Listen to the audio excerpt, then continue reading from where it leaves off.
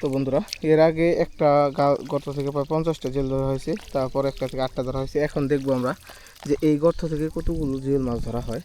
এই গর্ততে প্রচুর জিওল মাছ আছে, আপনারা দেখতে থাকুন, দেখি কয়টা মাছ আছে এই জায়গায়।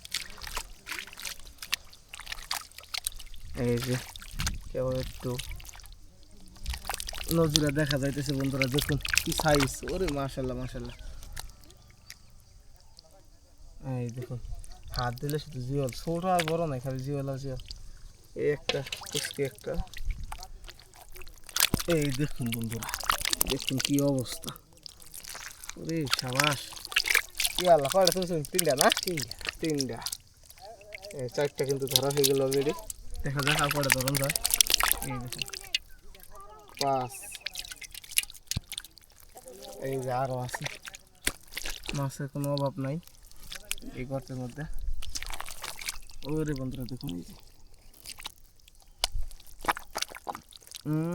হেভি দিয়ে হয়েছে না? এই যে এই 3টা দিয়ে হলো 9টা। তারপরে আরো দেখি, দেখে দেখে আতন লাগবে নাই, নাই না? তো এই গর্ত থেকে প্রায় 9টা জিওল মাছ ধরা হলো।